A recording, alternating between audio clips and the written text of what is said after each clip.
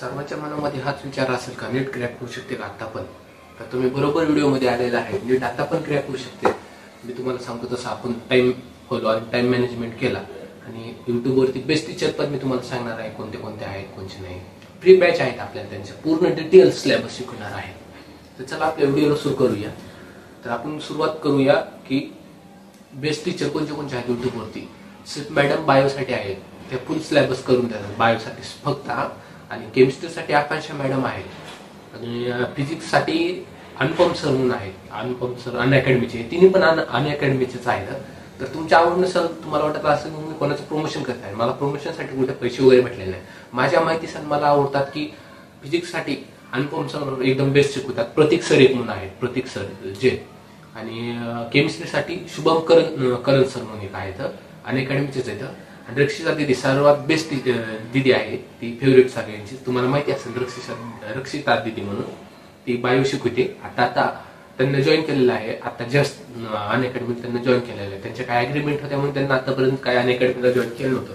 तर अनअकॅडमीनं पण त्यांच्या काय रूल्स वगैरे हे केले, त्याच्यामुळे दिदीने नाही का अनअकॅडमी जॉईन केलेलं आहे. तर दिदीने नवीन एक बॅच सुरू केलेला आहे फ्री एकदम. अनेक युट्यूबवर त्यांचे चॅनल रक्षिता सिंग म्हणून अनअकॅडमी चॅनलवरती. तर ते पूर्ण सिलेबस 10 मार्च पर्यंत आपलं पूर्ण करून देते दिदी अशी म्हणलेलं आहे. तर दिदी म्हणतात तसं आपण बघूया. दिदीच्या चॅनलवरती फिजिक्स शिकवणार आहेत प्रतीक जैन सर. त्यांचे ऑल इंडिया रँक मध्ये बघितले स्टुडंट तुम्हाला भरपूर भेटणार. ते कोट्याचे बेस्ट टीचर आहेत. आणि शुभम करण सर म्हणून एक आहेत, तर ते केमिस्ट्रीसाठी आहेत. त्यांचे पण ऑल इंडिया रँक स्टुडंट आहेत, तुम्ही चेक करू शकता. मी असं काय खोटं वगैरे बोलत नाही. मला त्यांची एकदम बाहेर टीचिंग एकदम परफेक्ट आहे त्या सरांची. आणि बायोसाठी आपल्याला शिकवणार आहेत रक्षिता दिदी. रक्षिता दिदी तर एकदम बेस्ट शिकवतात ते, कारण की ते स्वतः MBBS त्यांचं झालेलं आहे. आता रेसिडेन्सी त्यांची चालू आहे माझ्या माहितीच. तर रेसिडेन्सीमध्ये त्यांना टीचिंगच्या इकडे करिअर त्यांना बनवायचं आहे, त्यामुळे इकडे आले. डॉक्टरकडे पण जाणार आहे त्या दोन्ही पण त्यांचं. तेवढं काय मला पर्सनल लाईफ विषयी त्यांच्या काय माहित नाही. पण हे त्यांची बॅच आपण जॉईन करू शकता फ्रीमध्ये, युट्यूबवरती आहे. आणि वन शॉट त्यांचं जवळपास संध्याकाळी 5ला चालू होतं, 5 ते 10 पर्यंत घेतात. तिन्ही पण सर मॅडम आहेत, ते नाही का एकदम बेस्ट शिकवतात. 6 ते 5 तासाचा त्यांचा एक वन शॉट आहे. डिटेल मध्ये शिकवतात, एक एक लाईन सोडत नाही. NCERTची आपल्याला जे कामाला ते शिकवणार आहेत. ते मी त्यांचे स्वतः लेक्चर करून बघलेलं आहे. तुम्ही एकदा करून बघा. मी कोणाचं प्रमोशन वगैरे काहीच करणार नाहीये. तर नसेल तुम्हाला आवडत, रक्षिता दिदीचं पण नसेल आवडत, तर सिप मॅडम आहे, सिप मॅडमचं पण बेस्ट आहे. आणि प्रतीक सर काय GEE ला शिकवतात त्यांचं, त्याच्यामुळे थोडं नीटसाठी काही जणांचं बेसिक कमी असेल. तर त्यांना अनुपम सर कडे जावं. अनुपम सर पण भारी शिकवतात. आणि शुभम सर तर बेस्टच आहेत, कारण की मी त्यांचे लेक्चर बघितलेले आहे. अनुष्का मॅडम पण बेस्ट आहेत, अनुष्का कर्णवाल. ठीक आहे, चला आपण व्हिडिओला स्टार्ट करूया. आता आपल्याकडे फक्त किती दिवस राहिलेले आहेत? 120 दिवस. 120 दिवसामध्ये तुम्ही म्हणता आता हे काय पागल आहे का म्हणतो की नीट क्रॅक होऊ शकेल का, ते 600+. तर मी काय पागल वगैरे नाही, मी तुम्हाला सांगतो. कारण की तुम्ही म्हणत असताना की आता काही मुलं 2-2, 3-3 वर्षापासून अभ्यास करीत आहेत.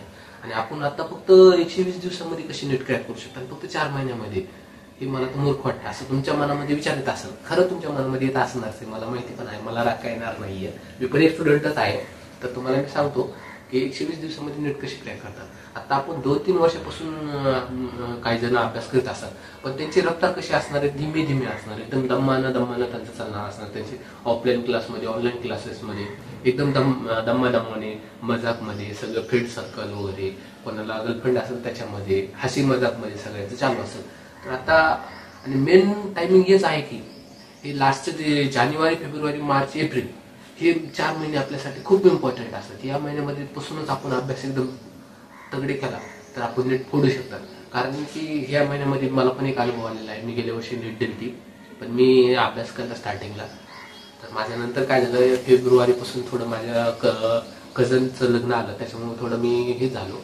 आणि पुन्हा मी टेस्ट सिरीज ऑफलाईन जॉईन केली. माझ्यापासून जवळपास 20 किलोमीटर, 20 नाही 40 किलोमीटर माझ्यापासून दूर होती. तर त्या टेस्ट सिरीजसाठी मला गाडीवर अपडाऊन करावं लागत होतं.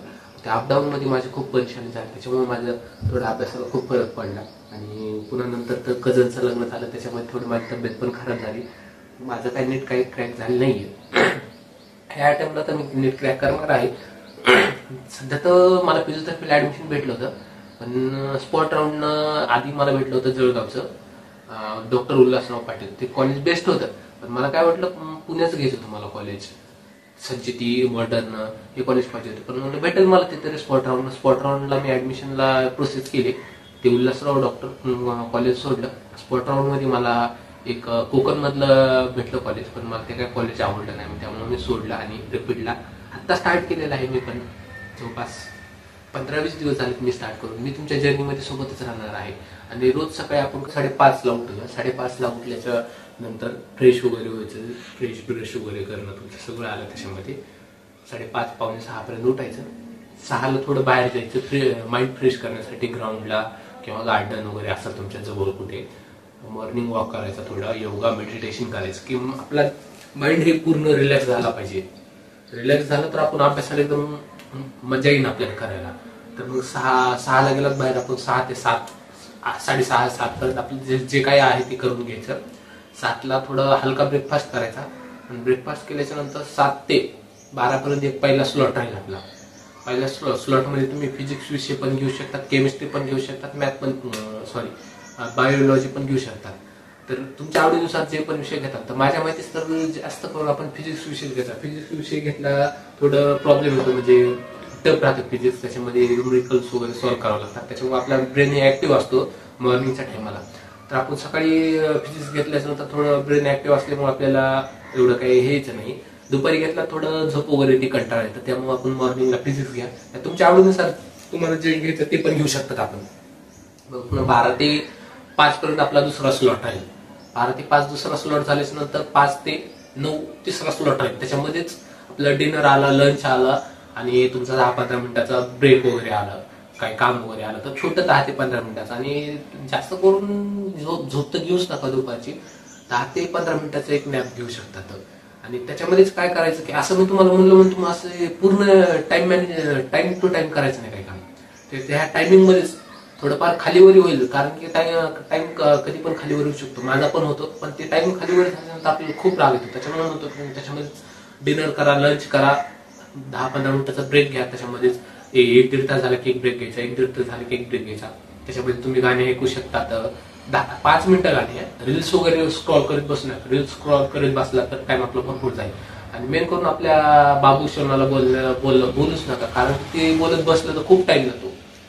त्यापेक्षा आपण एक 10 ते 5 मिनिटाचं म्युझिक ऐकणे किंवा थोडं वॉक करणे 5-10 मिनिटाचं किंवा 10-15 मिनिटं झोपणे. तर त्याच्यामध्ये तुम्हाला जेव्हा झोप येईल तेव्हा झोपायचं, डायरेक्ट उठायचं. 10 ते 15 मिनिटाचं झोपच घेणे, लगेच उठलं रिस्टार्ट करणे आणि बसणे आपल्या अभ्यासाला. जेव्हा कंटाळा येईल तेव्हा थोडं झोपायचं, आराम करायचा, रिस्टार्ट करायचं. जेव्हा होईल जेवढं होईल तेवढं आपण नाही का अभ्यास करायचा.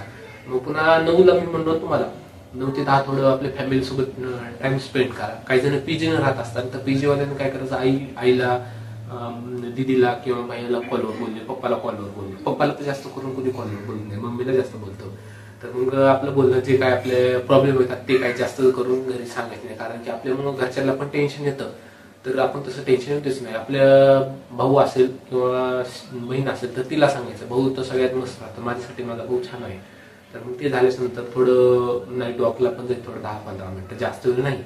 मग 9:30-10 पर्यंत आपलं सगळं झालं ओके. तर टुमॉरो टार्गेट आपले लिहून ठेवायचे. टुमॉरो टार्गेटमध्ये आपण उद्या काय करणार काय नाही. पूर्ण टाइम नाही असं की मी 7लाच उठेल किंवा 5ला उठेल, असं नाही लिहून ठेवायचं. फक्त उद्याचं टार्गेट काय करायचं, माझं कोणते चॅप्टर मला कम्प्लीट करायचे, उद्या कोणते एमसीक्यू सोडवायचे, कोणतं चॅप्टर सोडवायचे, एवढंच टार्गेट मध्ये घ्यायचं. जास्त करून काय टार्गेट मध्ये सेट करू नका. होईल तेवढं टार्गेट आपण छोटा घ्यायचा. छोटं टार्गेट घेतल्यानंतर आपल्याला का डोपामिन रिलीज होतो. डोपामिन रिलीज झाल्यानंतर आपल्याला खुशी होती आणि मग आपल्याला सध्या काही रिवॉर्ड द्यायचं, थोडं अर्धा-1 तास रिवॉर्ड द्यायचा. तुम्हाला काही तुमच्या बाबू शोनाला बोलायचं असेल तर बाबू शोनाला बोला. जास्त करून अवॉइड करताना थोडं 4 महिन्यासाठी. त्याच्यानंतर आपल्याला सगळं मेडिकल लाईफमध्ये तेच आहेत पुन्हा नंतर. तर किंवा मूवी बघणं, तुमचं जे काही आहे ते रिवॉर्ड मध्ये. तुम्हाला चॉकलेट आवडत असेल तर चॉकलेट खाणे जे आहे ते रिवॉर्ड मध्ये घ्यायचं. रिवॉर्ड घेतल्यानंतर आपल्याला थोडं खुशी भेटते, डोपामिन रिलीज होतो. डोपामिन रिलीज झाल्यानंतर मग थोडं भारी वाटतं. त्याच्यानंतर काय करायचं, टुमॉरो टार्गेट आपल्याला लिहून ठेवायचं. आणि टुमॉरो टार्गेट लिहिल्यानंतर आपण स्टार्ट करतात त्या दिवशी आपलं काही टार्गेट नसणार. मग आज आपण काय केलं ते थोडं रफ मध्ये लिहायचं. आज एवढं मी केलेलं आहे ते माझं कम्प्लीट झालेलं ऑल ओके. तर मग थोडं झोपायच्या टायमाला बेडवरती गेल्यानंतर थोडं 10 ते 15 मिनिट काय करायचं, आराम करीत थोडं आज आपण काय काय केलं काय काय नाही, माझ्याच्यानं जेवढं होईल तेवढं मी पूर्ण प्रयत्न केले का अभ्यास करण्याचे एवढंच विचार करायचं आणि आरामशीर झोपायचं. 11:30 ते 12 पर्यंत झोपायचं. जास्त पण जाऊन काही उपयोग नाहीये आणि आपल्याला 5:30ला उठायचं आहे. तर या जर्नीमध्ये मी पण तुमच्यासोबतच आहे. आपण एक टेलिग्राम चॅनल लिंक देतो तुम्हाला, ते लवकरच आपण टेलिग्रामला पण जॉईन होतं. त्याच्यावर आपण रोज सकाळी मी तुम्हाला मॉर्निंगला मेसेज करेन. आणि रक्षिता दीदी यांचे फ्री क्लासेस, जेवढे सरांचे फ्री क्लासेस आहेत, चांगले सर आहेत, ते बेस्ट टीचर, त्यांची मी तुम्हाला लिंक प्रोव्हाइड करून देत जाईल त्या चॅनलवरती. तर होईल तेवढं त्या चॅनलला तुम्ही जॉईन करा, तर मी तुम्हाला टाकतच जाईल. आणि या व्हिडिओला लाईक आणि सबस्क्राईब करा एवढीच विनंती आहे. चला भेटूया.